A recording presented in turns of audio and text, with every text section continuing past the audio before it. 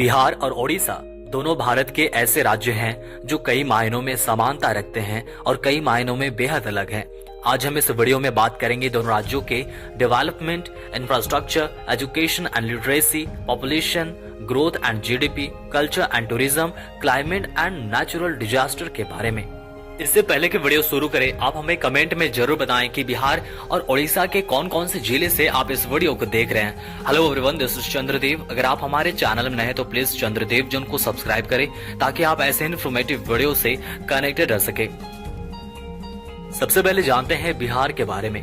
बिहार भारत के उत्तर पूर्वी क्षेत्र में स्थित एक ऐतिहासिक और सांस्कृतिक रूप से समृद्ध राज्य है। यह जनसंख्या की दृष्टि से भारत का तीसरा सबसे बड़ा प्रदेश है, जबकि क्षेत्रफल की दृष्टि से 12वां सबसे बड़ा प्रदेश है। गंगा नदी की गोद में बसे इस प्रदेश का नाम विहार शब्द से लिया गया है, जिसका अर्थ है बौद्ध मठ या आश्रय स्थल। प्राचीन काल से ही बिहार शिक्षा, राजनीति, धर्म और संस्कृति का केंद्र रहा है। यहाँ की भूमि ने चंद्रगुप्त मौर्य, सम्राट अशोक, आर्यभट्ट और गुरु गोविंद सिंह जैसे महान विभूतियों को जन्म दिया है। बिहार का इतिहास वैदिक काल से लेकर आधुनिक काल तक गौरवशाली रहा है। यह वह धरती है जहां दुनिया के पहले गणराज्य वैशाली का उदय हुआ। महात्मा बुद्ध ने ज्ञान की प्राप्ति यहीं के बोध गया में की और महावीर ने जैन धर्म को यहीं से फैलाया। नालंदा और विक्रमशिला जैसे प्राचीन विश्वविद्यालय बिहार की बौद्धिक समृद्धि का प्रमाण है, जहां दुनिया भर से छात्र शिक्षा ग्रहण करने आते थे। बिहार की भौगोलिक स्थिति इसे विशेष बनाती है। इसके उत्तर में नेपाल, दक्षिण में झारखंड, पूर्व में पश्चिम बंगाल और पश्चिम में उत्तर प्रदेश है। यह राज्य गंगा और उसकी सहायक नदियों के उपजाऊ मैदानों में बसा है, जो इसे कृषि के क्षेत्र में अग्रणी बनाते हैं। चावल, गेहूं, मक्का और गन्ना यहाँ की मुख्य फसलें हैं। बिहार का सांस्कृतिक वैभव इसकी लोक कलाओं, संगीत और त्योहारों में झलकता है। छठ पूजा यहाँ का सबसे प्रमुख पर्व है, जो सूर्य देवता की उपासना का अनोखा उदाहरण है। मधुबनी चित्रकला और भोजपुरी, मैथिली, मगही जैसी भाषाएं यहाँ की सांस्कृतिक पहचान है। आधुनिक बिहार विकास के नए आयाम छू रहा है। यहाँ के प्रमुख शहर जैसे पटना, गया, मुजफ्फरपुर और भागलपुर औद्योगिक और शैक्षणिक केंद्र रूप में उभर रहे हैं। पटना मेट्रो, गंगा पथ और स्मार्ट सिटी परियोजनाएं बिहार को प्रगति की दिशा में अग्रसर कर रही हैं। हालांकि चुनौतियां भी हैं। शिक्षा और स्वास्थ्य क्षेत्र में सुधार की आवश्यकता है, लेकिन बिहार के युवाओं की ऊर्जा और यहाँ के समृद्ध परंपरा इसे एक उज्जवल भविष्य की ओर ले जाने में सक्षम है। और वहीं दूसरी तरफ है ओडिशा। ओडिशा भारत के पूर्वी तट पर स्थित एक सांस्कृतिक और प्राकृतिक रूप से समृद्ध राज्य है। ओडिशा क्षेत्रफल के हिसाब से 8वां सबसे बड़ा राज्य है और जनसंख्या के हिसाब से 11वां सबसे बड़ा राज्य है, जिसमें 4.5 करोड़ से भी ज्यादा निवासी रहते हैं। राज्य में भारत में अनुसूचित जनजातियों की तीसरी सबसे बड़ी आबादी भी ओडिशा में है।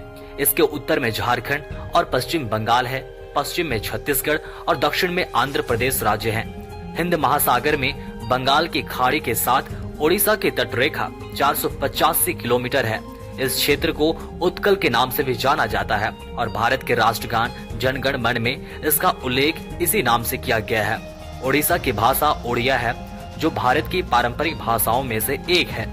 बंगाल की खाड़ी से सटा यह राज्य अपने अद्वितीय इतिहास, अद्भुत प्राकृतिक सौंदर्य, प्राचीन मंदिरों और सांस्कृतिक धरोहरों के लिए प्रसिद्ध है। प्राचीन काल में इसे कलिंगी के नाम से जाना जाता था, जो अपनी सैन्य शक्ति और समुद्री व्यापार के लिए विश्व प्रसिद्ध था।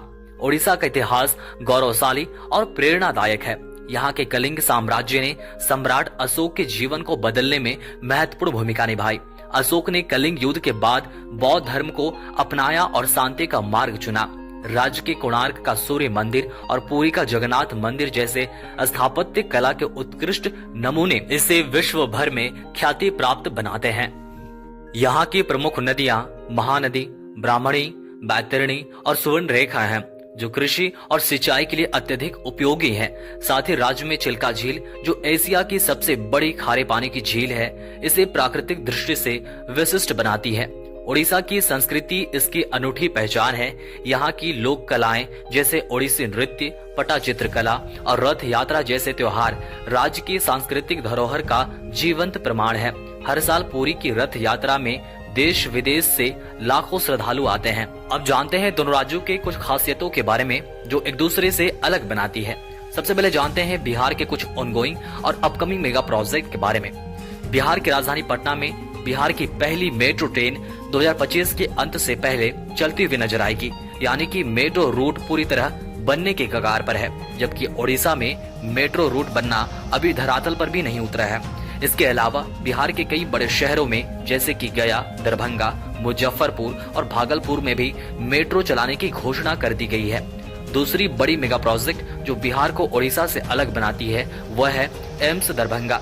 बिहार का दूसरा एम्स दरभंगा में बनना शुरू हो चुका है, जबकि ओडिशा के संबलपुर में बनाने की घोषणा सिर्फ की गई है। नालंदा यूनिवर्सिटी का पुनर्विकास, राजगीर में international cricket stadium, sports complex, Bihar की पहली स्पोर्ट्स यूनिवर्सिटी और एकेडमी की स्थापना बदलते हुए बिहार की प्रतीक है। अब बात करते हैं ओडिशा की, जो विकास के कई मायनों में बिहार को पछाड़ता हुआ नजर आता है। ओडिशा का प्रमुख शहर राउरकेला, जिसे स्टील सिटी के नाम से भी दुनिया भर में जाना जाता है, यहाँ पर सबसे बड़े स्टील प्लांट में से एक देखा जा सकता है, जिसका विकास और विस्तार हुआ है। 2023 में पूरी तरह से बने ओडिशा के राउरकेला शहर में स्थित Birsa Munda international hockey stadium, जो वैश्विक स्तर के हॉकी कंपटीशन का आयोजन करने में सक्षम है, जबकि इस तरह के स्टेडियम बिहार में देखने को नहीं मिलेगा। अब दोनों राज्यों के इकोनॉमी की बात करते हैं। सबसे पहले बात करते हैं बिहार की इकोनॉमी के बारे में। बिहार की अर्थव्यवस्था मुख्य रूप से कृषि पर आधारित है, जहां अधिकांश लोग कृषि कार्यों से जुड़े होते हैं। राज्य में धान, गेहूं, मक्का और मटर जैसी फसलों की खेती प्रमुख रूप से की जाती है। हालांकि बिहार के औद्योगिक क्षेत्र की गति अपेक्षाकृत धीमी रही है। राज्य में कुछ उद्योग हैं, जैसे चीनी मिलें, खाद्य प्रसंस्करण उद्योग और वस्त्र उद्योग, लेकिन इनकी संख्या सीमित है। 2024 तक बिहार का सकल घरेलू उत्पाद यानी कि जीडीपी लगभग 8 लाख करोड़ था, जो राज्य के विकास के प्रयासों के बावजूद अपेक्षाकृत कम है। हालांकि हाल के वर्षों में राज्य में इंफ्रास्ट्रक्चर, शिक्षा और स्वास्थ्य सेवाओं में सुधार हो रहा है, जो आने वाले समय में आर्थिक वृद्धि को बढ़ावा दे सकता है।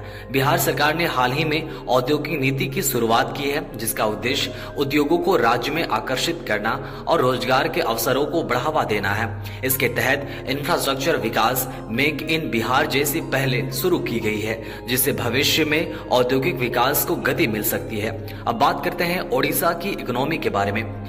ओडिशा की अर्थव्यवस्था खनिज संसाधनों और भारी उद्योगों पर आधारित है। राज्य में लौह अयस्क, बॉक्साइट, कोयला और अन्य खनिजों का प्रचुर मात्रा में भंडार है, जो इसके औद्योगिक विकास का प्रमुख कारण है।